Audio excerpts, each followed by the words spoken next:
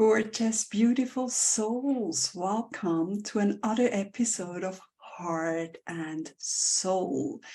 Today we talk about books, what we love to read, summer reads, and of course we share some of the books we wrote and published ourselves with you. Welcome to this gorgeous episode, Janet. I know you're a book lover at heart and probably soul, right? Absolutely. I think it gives it away just behind me. And you can't even see the full length of the bookshelf. Yeah, I'm a book lover. Definitely. Always have been. From childhood right through to now. Anytime, pick up a book and love a story. What about you, Caroline? Yeah, definitely. As a child, I remember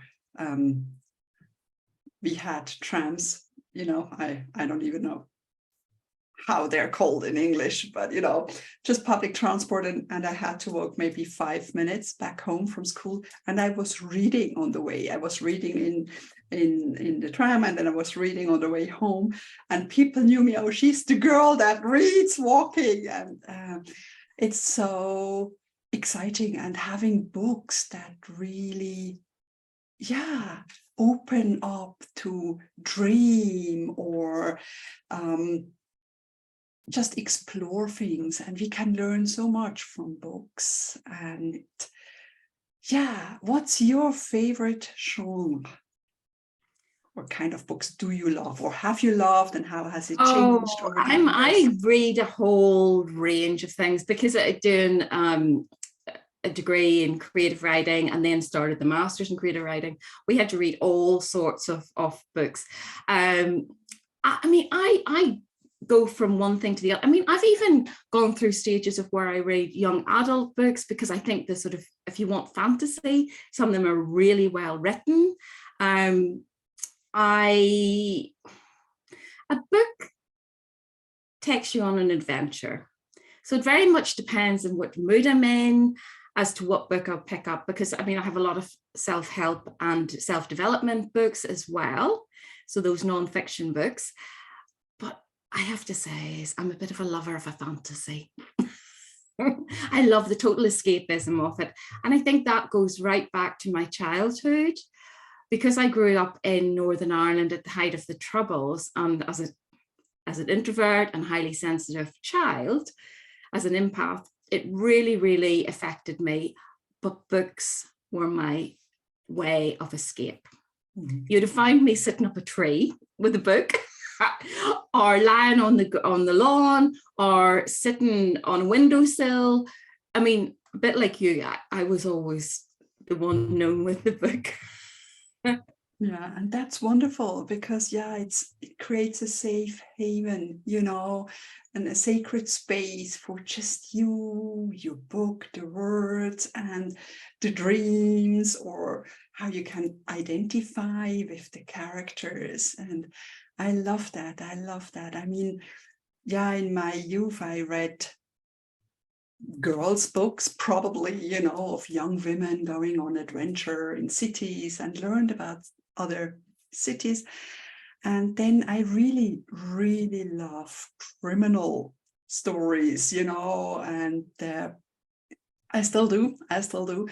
But to be honest, during the night, I read on my iPad in bed, because then I can lie on the side and I have it, and then I can fall asleep, and the iPad goes dark. Yes. And it's usually romance stories. Yes, I'm a heart person, and sometimes it can really, really help you. It's 18th century, usually London, or the UK. You can learn so much about former times and how this has helped. And usually are the books that the feminine character is sort of like not fitting in, she's more courageous, she wants to stand her own truth and creates her own boundaries, which is always good for everyone. And and I love during summer break, when we used to go to the beach or up in the mountains, especially at the beach, I love a hard copy to read, because if you have cream on your hand or the sand, you don't want that to go on an iPad or a Kindle, because that hurts it. So I love then to go shopping in bookstores, secondhand bookstores, and get some copies of any kind of things. And we can always learn so much. For a while I read Danielle Steele, but it was sort of that psychological background. And when she shared about unhealthy people, or psychopaths or narcissists, you get that from the character. You say, oh wow, yeah, I've been there, or I've met this kind of person. And I love this intrigue when you can sort of see parallels in your own world. And what's your favorite book at the moment, or do you have a favorite book, all-time favorite book? Well, that's always a hard one for me, because I just love all my books. I would probably say right now, because I'm sort of a little bit more into back into the non-fiction, self-help, self-development books, because I think I haven't had an overload for my course of books that I didn't actually particularly enjoy, if I'm honest. I loving this one at the moment. Brené Brown is an amazing person. She has done so much. She's a statistician, and she sort of like does all of these surveys and does all of this really in-depth look at social structures and behaviors. And so this book actually is quite good, because it's actually pulled together a lot of her research. She's a big researcher, and it's beautifully presented, because there's lovely photographs. It's nicely laid out. So very, very much enjoying this. I actually have the audio book as well, because I think it's great that you can read books in many different formats now, as you mentioned, so that you can read on a Kindle. Audiobooks are also great for somebody who is on the go. So if you're sitting in your car, you can still effectively be reading. So there's lots of different ways. So what about you, Caroline? What's your favorite book? Just a quick question for our podcast listeners. Can you maybe read the title? Oh yes, sorry. Brené Brown, Atlas of the Heart, Mapping Meaningful Connections and the Language of Human Experience. And it is an absolutely beautiful book. And for our listeners, on the cover, there's the form of a human heart. And it's really beautiful, with beautiful pictures. I can take a picture of this and upload it on the comment section that you can see. But yes, this is absolutely beautiful. Yeah, that sounds amazing. And it's all about heart and soul and the connection and the love and everything. So my all-time favorite book is Eat, Pray, Love. And a dear friend gave me that 09, just after my marriage ended. And I think it was just about the time it came out. And it was so good to read that book. I had so many parallels, She went through a divorce, I went through a divorce. We had to reconnect with who we are. Of course, I didn't go to Bali and pray or find love, but it's just a gorgeous book on so many levels. And I've read it since 2 or 3 more times, because you can reread the books. Certain books, no, but this one definitely. It is deeply meaningful for me, this book, and it came at the right time. I mean, books always come at the right time to support us through a hardship or a challenging life situation as well, right? Exactly. And I think you're absolutely right that certain books you can reread and you actually gain, because it's a different period or you've moved on, you get something different from the book. So I definitely can see the value in that. And Eat, Pray, Love is a great book. And we went to Bali. Yes, we've been there together, and we know how the feel. I mean, Bali is the place of love, you know, you just have an open heart, and that's truly amazing. But we're talking about someone else's books, and you have published books and have amazing books as well. So share 1, 2, 3 of yours, please. Oh, well, where do I start?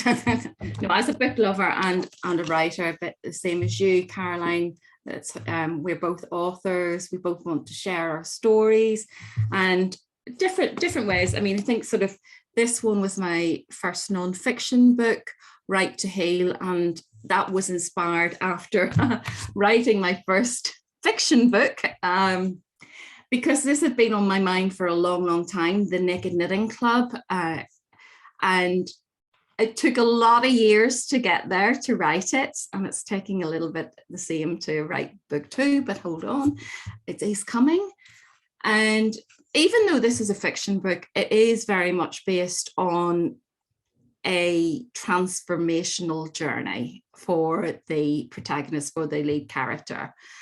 And some people get it and some people don't quite get the reason why it's the Naked Knitting Club, but it's all about sort of really stepping past your fears and coming out the other side, and how when we take that leap of faith, how life can actually start to change.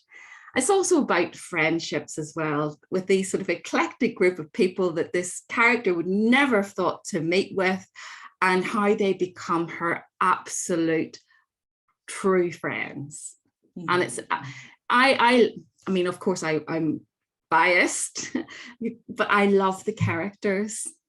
And you've read it, Caroline, haven't you? Yes, I've read it, and I have to say it's such a beautiful story and a catching story. So I read it one Sunday in one go because I couldn't lay it down. It was sort of like, oh, and of course, like so many other readers, I probably wait for the book 2 to come. But that is the part of writing. It's, for me, it's sort of 95% is done sort of just thinking about it and letting it simmer, or writing in your head, or creating the story, or knowing what to write about. And then it's only the last 5% to just get it out, you know, type it on the keyboard and just let it flow out. But it's that inner process of the book creation that is so important and can't be rushed. Exactly. I mean, I had 2 different writing processes, writing fiction as opposed to non-fiction. The fiction, as you sort of say, it was in my head. It was almost like a movie playing out that I'm trying to write, to capture in words. Whereas the non-fiction, when I was writing Right to Heal, it was more structured, where I made a structure, a plan of the content, what I was going to put in there. So that was a more structured approach. Mm-hmm. So it was for me completely different experience writing fiction and non-fiction. What about you, Caroline? You have a couple of books as well. Tell us about those. I have 2 of my own, you know, and these are just memoirs, you know, my stories. Both books are about 30 chapters, independent chapters. So that was easy. I just had a list of things I wanted to write, and then just wrote 1 chapter at the go. And the first one is Conversations with Me, and this is about how I learned to reconnect with myself. Because having been in an unhealthy marriage with emotional abuse, I learned all about that, and I gave myself up completely. I woke up one day not knowing who I am anymore, and learning to reconnect with myself was essential while going through the whole divorce caboodle thingy. And any one of us leaves parts of ourselves behind because we feel, oh, I don't want to show this, or we've trained as a teenager, this isn't a nice trait, or whatever else, So it's truly important to connect with who we are, truly are, all parts of us. And the second book is Loving Conversations with Me, and I started writing that after another relationship failed. I sound like Adele, with her best albums, but it's truly. And after that that relationship ended, I felt so unlovable and something was wrong with me. And coming out, I realized I was needy of love, and I only ever felt loved in a relationship. So I knew this isn't the way to live. I can't be dependent of someone else to feel loved. So it's that journey within to connect with the love within. And we can all do that. And especially the second book, writing the second book was a deeply healing journey because, it's raw, it's authentic, it's honest. And I thought I've healed so much, but writing the book, it's just another level. And my books always have a healing exercise at the end of each chapter, so my readers can go through the same process I did. And of course, we have many collaborative books. I think I've been part in one of your gorgeous Uplift book. The Uplift, yes, that was inspired by our world pandemic. And it was wonderful to have so many people, including yourself, Caroline, participate in this book, because it just brought people together at a time when we were being pushed apart. And it was, I still pick it up because, of course, it was printed in color. So anybody in the podcast, you need to have a little look separately. But it is inside, there's some artwork and illustrations that it was important for it to be in color. Mm-hmm. And Caroline has channeled your lovely piece in there. And it's very, even picking it up now and just flicking through or reading one of the stories, it is, as it was meant to be, raising spirits, sharing love, and inspiring hope. Mm-hmm. And it's an everyday book. We can always do with more love, with more inspiration, and of hope, of course, and feeling uplifted. And I love books like this where you can just open up. And many of my readers say they read my books and then they sort of like open it up like an oracle card deck and get to one chapter. So, this is just what I needed to remind myself of. And the Uplift book is the same, and that's gorgeous. And I've been part of, my very first publication, now I think it was another book, but I had some of my True Angel Stories published in Diana Cooper's True Angel Stories book. And that was really, really great. And I felt so good. And I shared one stories in another book. Of course, I can't remember how it's called, but yeah. And recently, was it last year? It's the Soul Shine book. And I shared my story also about, connecting to your soul and shining. Heart and soul, actually, yes. Isn't it amazing? And I love, when you have one chapter like in the Uplift book, and it's part of then a whole collaboration of a gorgeous bundle of love, and it's always helpful. And what do you?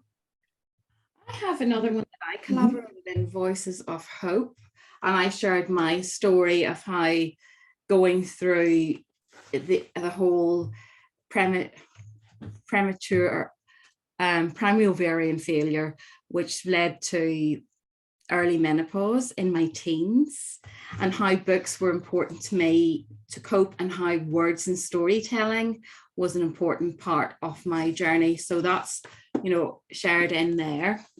And then as part of the Masters of Creative Writing, we also did this book, and I have a piece in there that I'd written.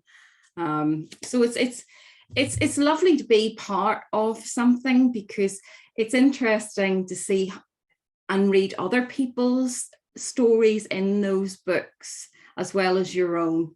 And I think it is amazing when a group come together. I mean, your Soulshine book, beautiful book. And Jerry mentioned our listeners and viewers that maybe we're going to be doing a little book. Yes, of course. There will be a heart and soul book, of course, sharing our heart and soul with you. Just stay tuned. Yes. And that will be amazing. And do you have any words for aspiring writers or people who love to maybe have their book or their stories published? Absolutely. I mean, one of my dreams is also to sort of help other people to write their books. It's still there, and perhaps it's something that will come together with what we're doing right now. But I would say to you, write. Get notebooks, take notes, and write. I mean, some people say, oh, you have to write every day. I didn't feel that. I like to write when I feel like writing. And even if it's just observing, like if you go to, I've just come back from Dubai, and I love sitting with a coffee or a drink, and I just love watching the world go by, and the people and the interactions and what's going on. And that to me is part of like storytelling, because if you can capture that in words and describe a scene, that's what we're doing, because you're sharing that, you're inviting your reader to be there when they read what you've written. So it is very important to practice your craft, but also to know what feels good to you, because I know when I did the MA course, they were pushing me in a direction that wasn't sitting right with me, that I wanted to write. I was writing to meet their criteria, and that wasn't right for me. So you need to find out what makes your heart and soul sing. Some people are great at like cozy mysteries. Some people are great at the romance storytelling. Some people are great at travel. Some people are great at fantasy. Find out what you love, because you write from your heart. Is that correct, Caroline? Absolutely. And you pour your soul into your words. Absolutely. So it is a heart and soul experience. I mean, I've also gone through sort of self-publishing route. Caroline, how did you get your books out into the world? I went with a publisher, and that was good, because then I had sessions. Sometimes you need that coaching aspect, or someone to sort of guide you through the process and keeping you on track, or deciding on the title or the structure of your book. Because when I started writing, I just said I wanted to share my stories, sort of to inspire others. And then he said, oh, you're writing memoirs. And I thought, sort of, do I? Wow. I had no idea, but it's true, and then just getting the right, nick for it, having those chapters independent, whereas, or going through a whole story or whatever it is. And it's always good to have someone read a couple of chapters and tell you, you're on the right path, or we can adjust a little bit here, or especially with my first book, not being too blunt. I think, because when it's very personal, I mean, you have to also consider the legality side of things, and there's certain things you can't put in there.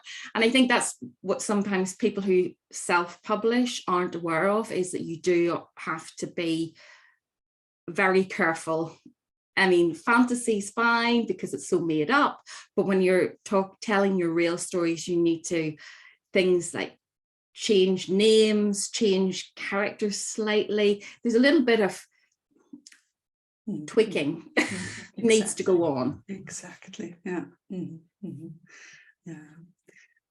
So, dear viewers and listeners, share with us your favorite book or your favorite summer read, what you're reading or you did during the holidays. So it's always lovely to get to know new books because there's so many amazing books out there. And I always love to hear about new books, and that Brené Brown Heart book has sure intrigued me.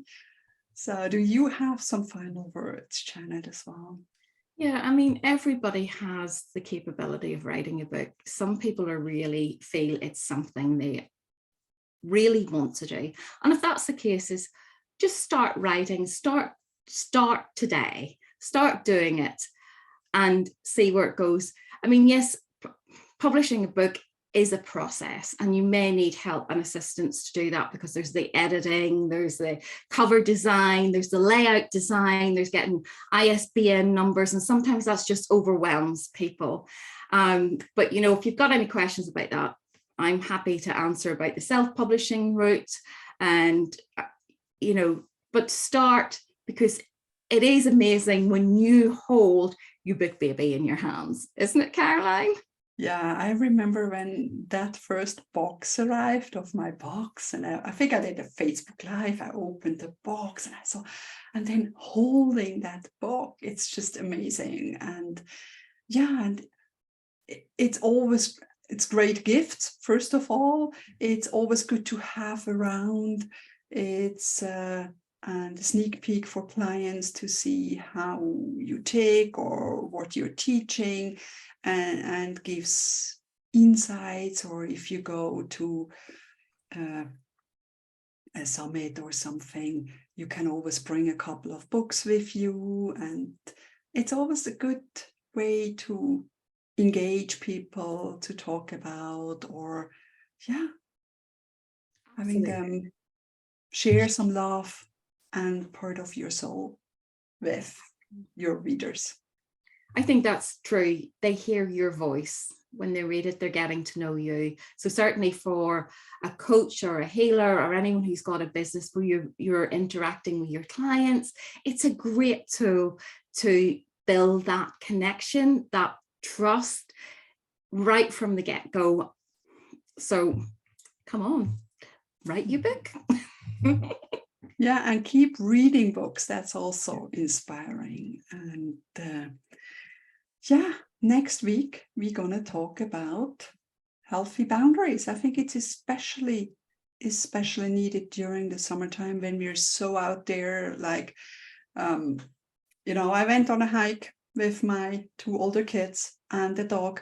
Of course, I had to prepare everything for the dog. I had to pack the backpack and have snacks and drinks and everything ready, and sunscreen and my 2 adult kids, they just had to dress themselves and put their hiking boots on, and then they were ready. And I thought sort of, okay, you know, it's another sign of asking for help and maybe creating some healthy boundaries. Don't always take it on. It's so much going out there. And I feel healthy boundaries is always a good topic. I absolutely agree. I think in our world today, I have to say that particularly women were not very good at it, and as you say, mothers as well. So it's definitely a topic. So join us next week. It will be a good one. Yeah, exactly. When you learn to say yes to your own heart and soul. Thank you so much for being here with us, and we will share the links to our books if you're intrigued or love to find out more, and share your favorite book in the comments, and always love to hear from you. Thank you so much. Thank you. Namaste.